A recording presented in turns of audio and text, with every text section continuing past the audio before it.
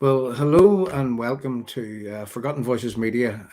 That's gone out on Restore UK on YouTube, Forgotten Media on YouTube, also to the Forgotten Voices Media channel. That's on Twitter. Now, this evening we're here to discuss what you've been hearing in your news in the past few days, and what you will have heard if you've been listening very closely is that the Irish government is now going to take the British government to I think it's the European Court of Human Rights under the European Court of Human Rights rules, or the European Convention on Human Rights rules, because they say that people are, well, they're being unfairly treated with reference getting justice for the loved ones that they have lost throughout the years. Now, there's two sides to this story, and let me first begin by talking about what it is that I believe with reference victims. Either all victims has justice. I say that again, all victims has justice, or, well, if we have a scenario in where that the IRA seem to be the provisional IRA, the people that are linked to the Gerry Adams conglomerate, linked to Sinn Féin, that would sit in Stormont. You know, if the faction linked to Michelle O'Neill and co, if they have immunity from prosecution, if they have Queen's pardons, if they have on the run letters, if they have effectively an amnesty for what it is that they have done, then why is it that no one else has an amnesty? Now, I work with several victims and am at this present working with several victims to tell the story of losing loved ones. And we're doing this as part of the real history of the Troubles. Part one, two, and three focuses on a thing called Irish state sponsored terrorism. And the reason why that we started to do this was because we were asked to tell a story for one lady who lost seven members of her family to the hands of Republican terrorists. And whenever that you look and you examine those cases and you examine them in detail, what you will note is that largely the people who would have been murdered, well, the terrorist attacks were launched from across the border in the Irish Republic. And the terrorists, after carrying out those murders, what they did was they escaped back across the border to the sanctuary of the Irish state. Now, whenever we started to look at the cases that we were there to tell the story of, as I say, one lady with seven members of her family murdered in the Troubles. You know, whenever we started to look at these cases, I can remember saying to one of our researchers that this story is far too important to not to go back to the start to try to make sense of why that it is that it has happened, why that it is that on occasion, on numerous occasions, that whenever these terrorist murders are launched from across the border in the Irish Republic, why is it that those terrorists can go back across that border and the dogs in the street knows who they are, knew who they were, and yet they were given a thing called political asylum by the Irish government? So before that we decided to go all out and tell these stories, well, we decided that things were far too important to not go back to the start and to try to take a look at the history of the Troubles from where it is that it started sincerely. Now, we trace the history of the Troubles back to what commentators worldwide would be suggesting was the spark that lit the flame that caused the Troubles in Northern Ireland. And that spark that lit the flame, which caused murder and mayhem on an industrial scale, was a date on the 12th of August in 1969. Now, that became known as the Battle of the Bogside in our history, in the history of Northern Ireland Troubles. So, whenever we went back and we looked at the history surrounding the Battle of the Bogside, and we looked at all the information that was available to us at that time. What we soon decided was that it was best that we do this in a way that is, I'm going to say, above anyone being able to say that what information is that you are putting out. Well, we wanted to make it our evidence in this documentary, in the real history of the Troubles, Irish state-sponsored terrorism 1, 2, and 3. We wanted to make it in a way that it would be conclusive, and all the information that we would really broadcast. Well, we wanted to make it in a way that we could produce the evidence and we could show the evidence clearly for everyone to see that what it is that we have broadcast, well, it is above, let's just say, anyone being able to, contradict the evidence that we put forward. So I'm here this evening because that yesterday we heard that the Irish government are taking the British government to court. Now, whenever that we first heard that the Irish government were contemplating taking the British government to court over their legacy bill, we came to the conclusion way back whenever we first heard about this, that there will come a day in the very, very near future then in where that we will be best placed to tackle the Irish government for being the hypocritical agitators that they are. Now, again, looking at the legacy bill, is that I would prefer that everybody had justice for their loved ones in this country. That's every single person that was innocent should have justice for the loved ones that was murdered. Now, I draw a line and I draw a distinction between those that were innocent in this country and ended up murdered at the hands of terrorism. And that's no matter where that terrorism came from. I draw the line and the distinction between those who were innocent victims and those that went out with murder in their mind, to kill those innocent victims, and often for political reasons. And I believe that that's the way that the definition of a victim should have been arrived at, is that was there a conspiracy to murder? Was there, people that got together that decided that there's a target and we're going to go out and we're going to murder those people? Well, they're the perpetrators of these evil deeds. They're the terrorists in this equation. And well, the distinction should have been drawn a long time ago, that the terrorists, that the perpetrator of these evil deeds, murdering people, well, they could never be equated alongside innocent victims who, for example, put the uniform on to serve and protect the community.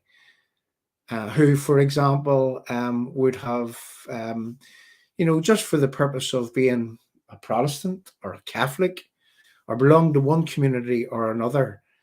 I really believe that the perpetrators of the murder should never be equated alongside those people.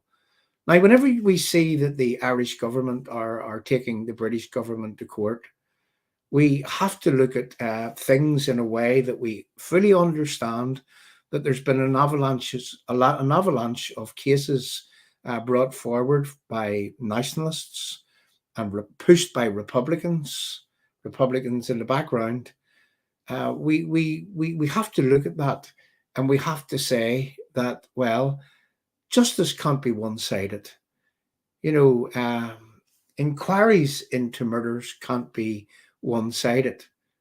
We either have an inquiry for all or we have an inquiry for none. And, you know, it pains me to say that we have an inquiry for none or we have an inquiry for all, because everyone who is an innocent victim does deserve justice. But we can't have the situation in where that he who shouts loudest, he who can threaten the most, he who must be appeased at all costs, we can't have a scenario in where that justice is only delivered by way of a one-sided appeasement process. So let's say that Micheál Martin uh, of the Fianna Fáil party has his way. And let's say that they take the British government to court. And let's say that they now reverse the attempt by the British government to close down on, and I'm going to be straight about this, to close down on the avalanche of cases pushed by Republicans and taken by nationalist solicitors and barristers and so on. You know, let's say that Micheál Martin has his way and the British government can't close down on the fact that Republicans, they don't know when to stop. You know, if that happens, are we going to go back to a scenario in where that we have this one-sided form of justice being delivered through the courts on a daily basis?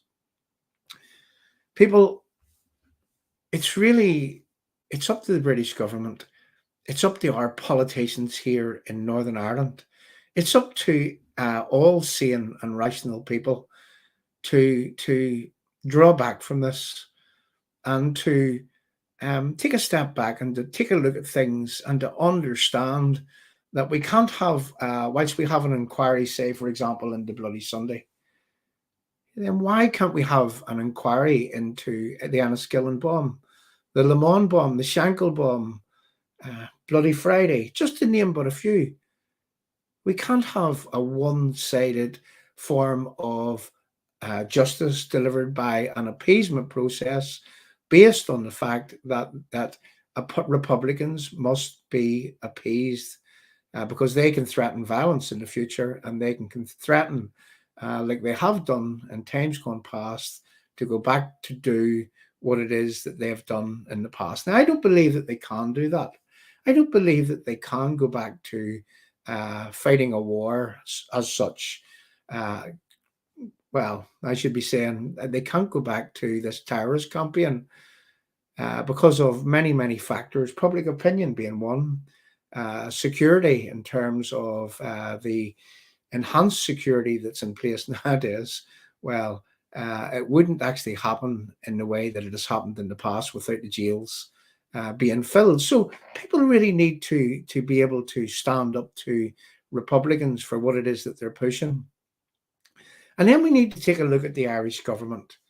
And we want to do that in a way that we talk about what it is that we've been involved in the past. So I'm going to play a short video clip here. I'm not going to be staying for long. And then I'm going to be showing a few overlays onto the front of my screen so that people can understand that people in glass houses, for example, Micheál Martin of Fianna Fáil, well, people like Micheál in the Fianna Fáil party, he's in a glass house and he shouldn't be throwing stones because he has the ultimate responsibility to come clean over Fianna Fáil's part in financing, in creating, in forming, in arming, in training, in strategizing for, in providing a professional propaganda campaign for the emerging provisional IRA in 1969 going forward, and that we have the proof of contained within Irish state papers. So I want to just pop up a small video clip on my screen, and I want for people to share this out, to impress this upon people that, well, we do need an inquiry. We do need a level playing field. We do need justice for all. but not on a one-sided basis, but in a way that if one set of people is going to get justice, well then everyone has to get justice. So starting off by playing a short video clip. If you just bear with me for a second here, and I'll get the video clip up on our screen.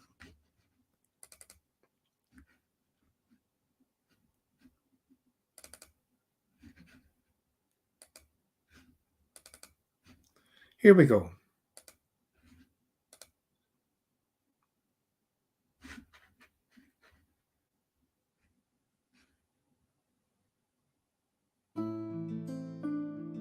In our last installment of Irish state-sponsored terrorism, we presented a document from the Irish National Archives, dated the 27th of January 1965.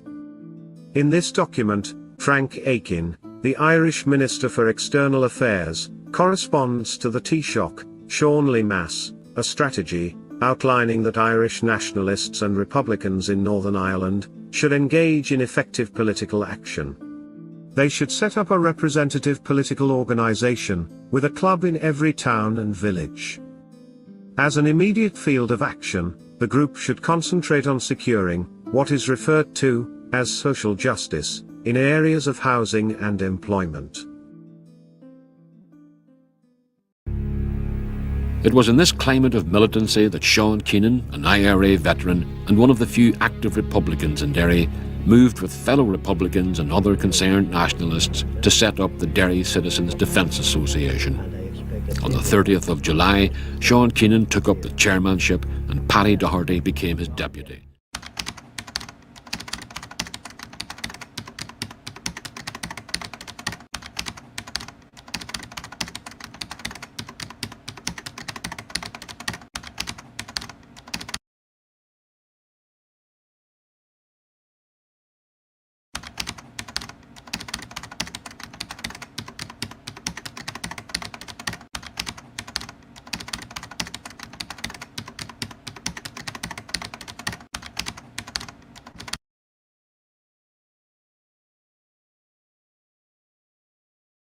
So I said to Sean Keenan, we had been trying to collect a little bit of money, you know, for the civil rights movement at the time. And I said, Sean, have we any money?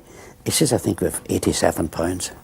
So I took the £87 and I went outside and there were two of our stewards were there. I said, go and buy petrol. And burn everything from here to the Stand Barracks and take out the Stand Barracks.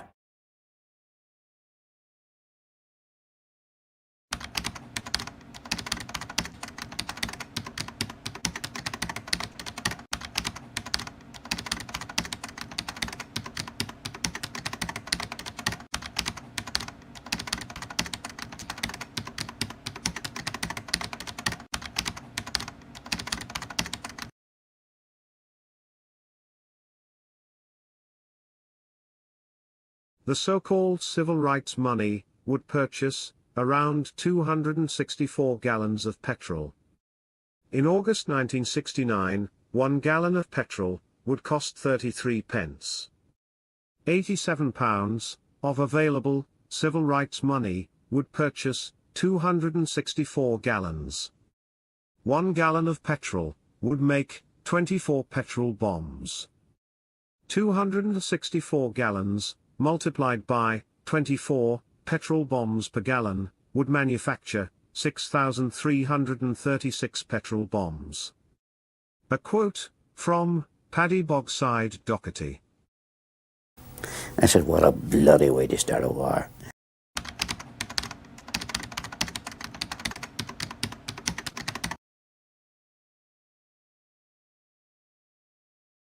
Who is Sean Keenan?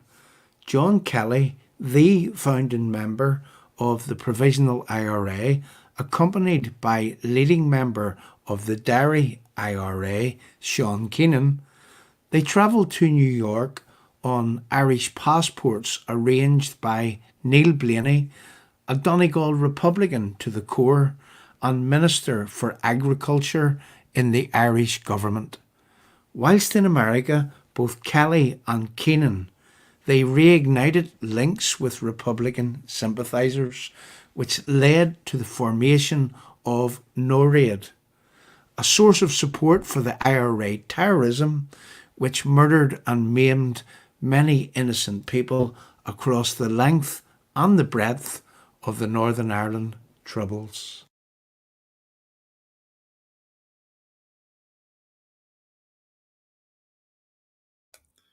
Now, interesting to note there was Neil Blaney. Neil Blaney, who was the Minister for Agriculture in 1969, whenever the Troubles kicked off and the Battle of the Bogside.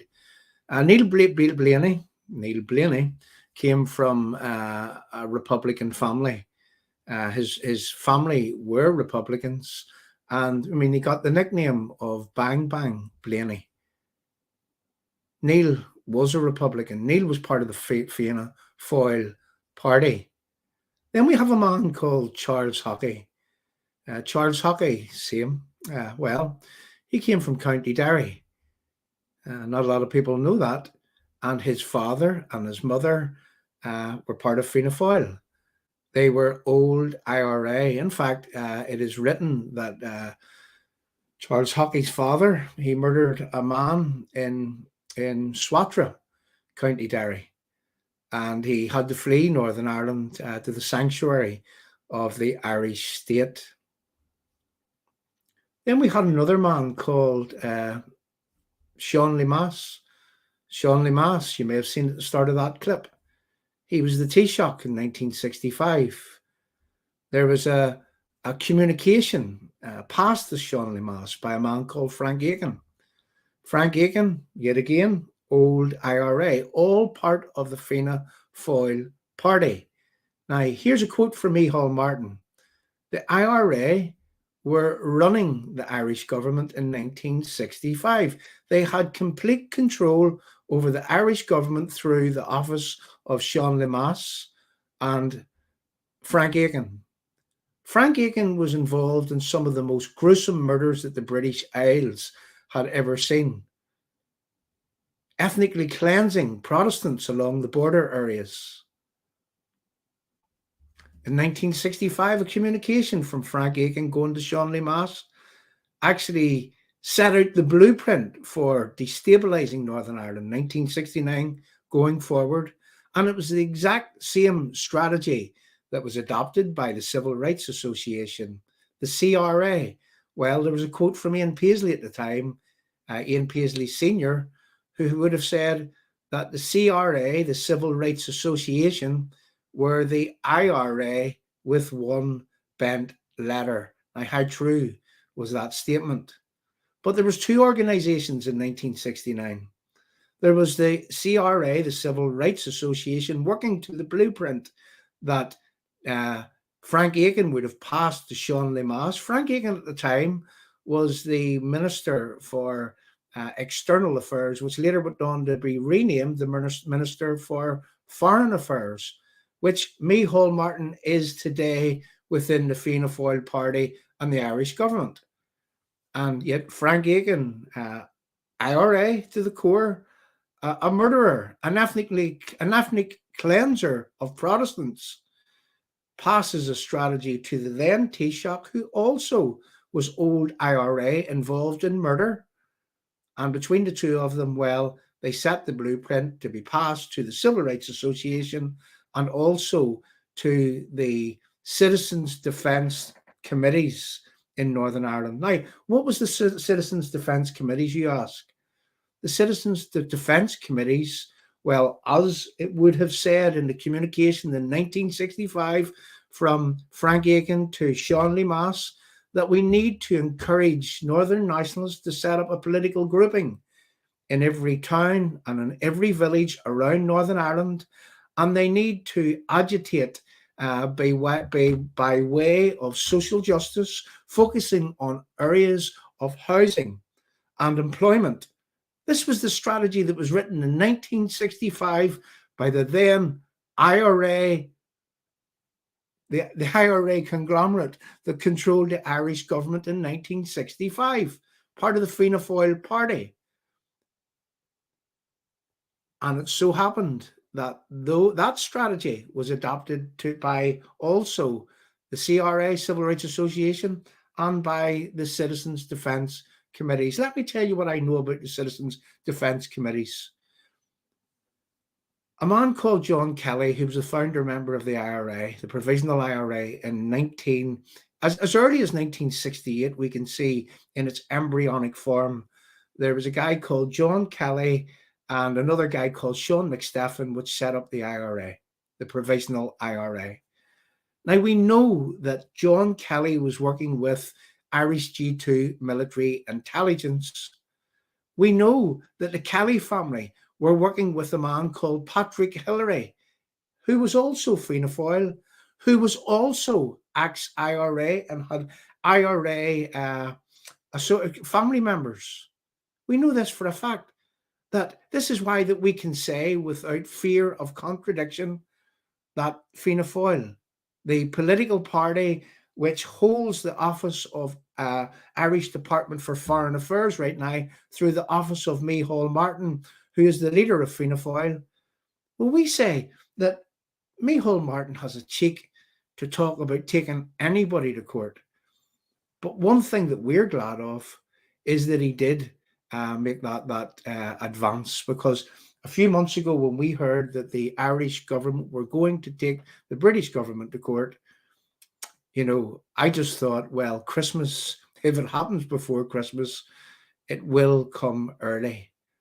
And there we have it yesterday, that Micheál Martin wants to take the British government to court to continue with, in Fianna Fáil style, is a one-sided appeasement process in where that the only people are getting justice are nationalists and Republicans, and it doesn't seem to matter about unionists, Protestants, unionists or loyalists in this country. So you see, I'm saying to people that we're either going to have a level playing field, we're either going to have a process which delivers for everyone, either everyone gets justice, or, well, if we can't have justice because of what it is that they've signed up to in the Belfast Agreement, with the on-the-run letters to the Provisional IRA, with the Queen's pardons to the Provisional IRA, with the immunity from prosecution de facto, if you're part of the Gerry Adams conglomerate, which is signed up to the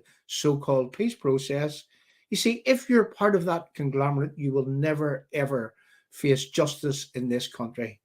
And why should that be on a one-sided basis? So whilst I say that Micheál Martin is absolutely hypocritical and wrong to try to take the British government to court, I also say what is wrong is that ordinary innocent victims basically have the same status or lesser of a status than those that went out to destroy, to destabilize and to rack and to ruin Northern Ireland and, well, stability for everyone in Northern Ireland.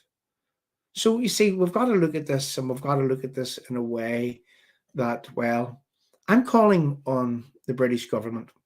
I'm calling on Chris Heaton Harris. I'm calling on the Northern Ireland office. I'm calling on Lord David Frost, who I seen writing about this last night. I'm calling on anyone with any authority. I'm calling on Jeffrey Donaldson. I'm calling on Doug Beattie. I'm calling on anyone from the standpoint that it is wrong to have an appeasement process. Well, I'm calling on anyone that can help ensure that the Irish government is answerable for financing, training, arming, setting up, providing strategy for, giving logistical support to, providing a professional propaganda campaign for the emerging Provisional IRA in 1969. Now, that's only a small scratch of the surface and a small snippet of the information that we hold available for the documentaries that would follow and the documentaries that we've already done. There's a small folder here that I want to really draw people's attention to. And this is really consistent with what it is that we are working on right now with reference to the Irish state involvement in really starting the Troubles here in Northern Ireland. And we can say that in a conclusive way. And we can say that because that two IRA men who had control of the Irish government in 1965, well, it was they who drew the strategy for destabilizing Northern Ireland 1969 going forward. We know that in a meeting in McKee Barracks in Dublin in 1969, and I'm just going to superimpose something onto my screen. We know that in a meeting in McKee Barracks, sometime in August 1969, it would be after the riots in the month, there was a lunch given in McKee Barracks. I attended, or it was attended by Mr. Hockey, the Chief of Staff, General McKean, and I believe the Adjutant General, Colonel Emphy, and the, it's hard to see there, the Quartermaster General, Colonel Dona, and Mr. Gibbons. That's James Gibbons, who was the Minister for Defence. And it was stressed by Mr. Hockey at that meeting that the importance of intelligence work in Northern Ireland. So Mr. Gibbons, the Defence Minister, was at that meeting. He was at that meeting.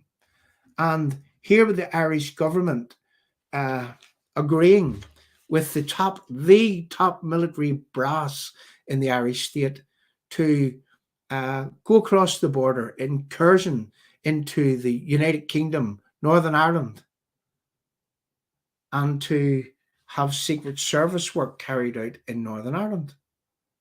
Now, we know as a result of that Secret Service work, and I won't bore you with all the detail, but we know that the Irish government used the Irish Red Cross. It was the Irish Red Cross Society, as it was commonly named back then. And what they did was that they passed money via Charles Hockey's office in the Irish Republic to the Red Cross number 2 account. It was then passed into another account. And in that account, there was a man called Captain James Kelly of Irish G2 Military Intelligence, and he had control over that money. And we can tell you through our work that we done, our investigative work, that that money went to pay for raiders in 1969 to man the barricades whenever the Battle of the Bogside kicked off, and whenever that there was other raids kicked off right around Northern Ireland in tandem. We can tell you that the money that Captain James Kelly was in control of was actually paying for raiders to man the barricades to destabilise Northern Ireland. The Irish government were complicit, were behind the destabilisation of Northern Ireland, and we can prove that through their state papers. So, you know, when we think about Micheál Martin and what it was that he did yesterday, where he wants to take the British government to court, well, I'm appealing to Micheál Martin, I'm appealing to Leo Varadkar, that stability has never, ever been built in a way in where that one side to an equation is enhanced at the expense of another, in where the justice is delivered for one set of people and not for another. I mean, it was named the Dirty War, and it was named that way for a reason. It was a dirty war. The more that we look into it, the more we begin to understand that, yeah, things went wrong on both sides of this equation. And I mean, if you have any interest in returning Northern Ireland to a place of normality, well, isn't it time that everybody laid their cards on the table? Isn't it time that everybody came clean on their part in the Troubles, starting with the British government, the Irish government, and specifically right now, the Irish government, because we have it in their papers that they drew the blueprint to destabilise Northern Ireland in 1969. So coming soon to a screen near you, Part 3, Irish state-sponsored terrorism, the real history of the Troubles. And, you know, the next portion of what it is that we do focuses on how that it was that the Irish government did, contrary to what they'll tell you through their court cases in the South, they did actually bring arms in for the emerging provisional IRA. Some of those arms actually made their way to enemies of the Irish state in the South. And through those arms ending up, they came through Dublin Airport, they ended up in the hands of people that would want to overthrow the Irish state associated with the IRA in those days around the 1969 period. And those arms that ended up in the hands of these Irish state destabilizers, well, there was a man that was murdered by one of those arms, one of those firearms. And that was a man called Garda Fallon. And, because that happened, because that guard was actually murdered at the hand, by the hand, or by the gun, or by one of the guns that the Irish state was bringing in to arm the IRA for use in Northern Ireland to kill Northern Irish citizens. Well, they said it was for so-called defence, but those arms ended up murdering many, many people in Northern Ireland, and the Irish government are complicit in those murders, and they cannot wash their hands off them. But because Garda Fallon was actually murdered, well, the guards then had a dilemma. The Garda Special Branch had a dilemma, and what they did was that they were at odds with the Irish state, the Fianna Fáil party, the same old team since 1916, who had financed, armed, trained, set up, and provided strategy for the emerging provisional IRA in 1969 to come to Northern Ireland, to destabilise Northern Ireland, to murder many citizens here in Northern Ireland. And why?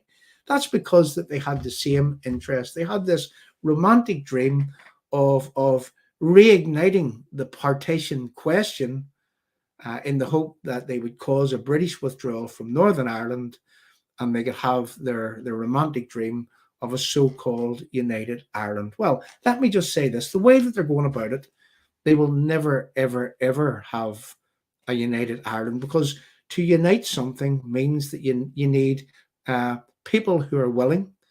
You need participation. You need people who are literally happy to be part of something.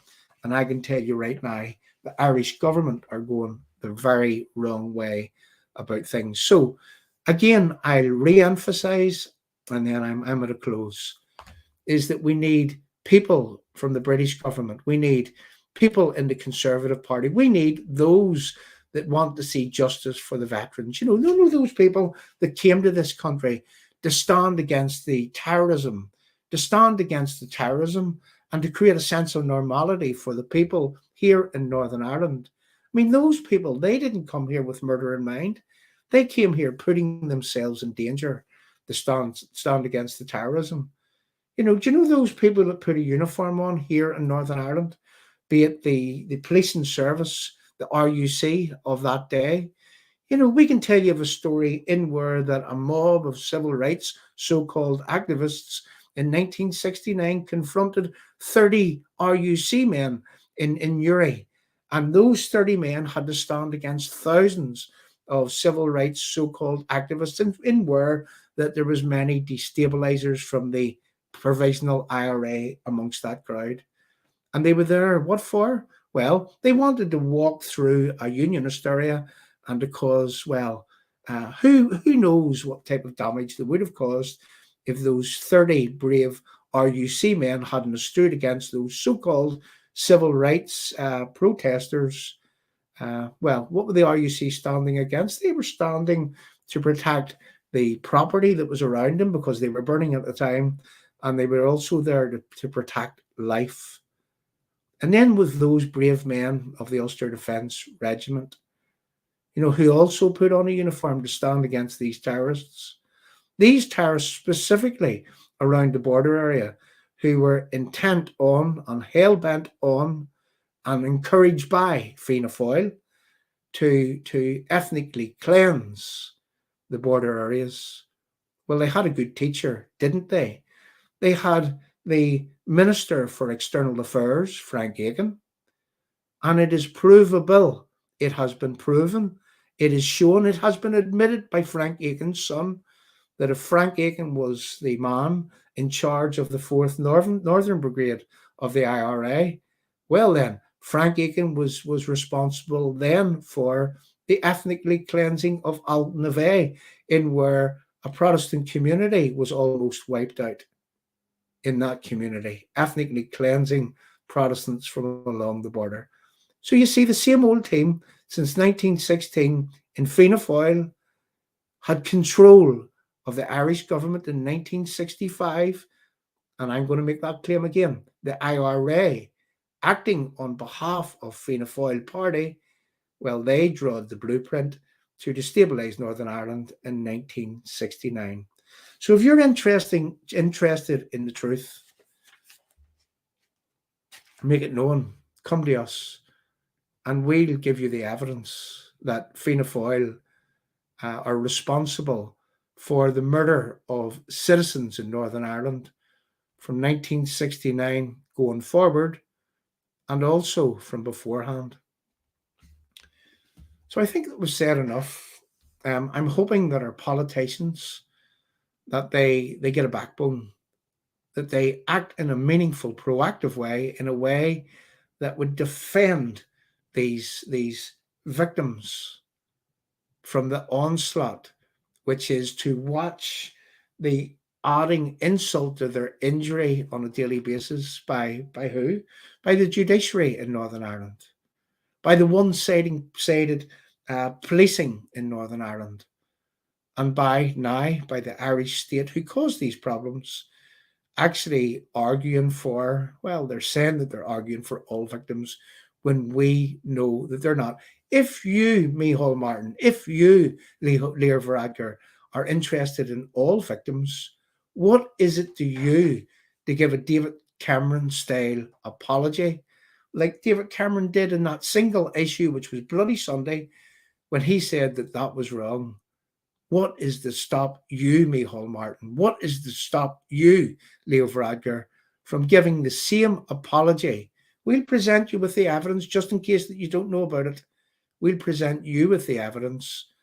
And why don't you do us all a favour and come clean, so that this horrible mess can be left truly where it can be left where it truly belongs. That's in the past. And from that day going forward, people can get on with reconciliation in this country.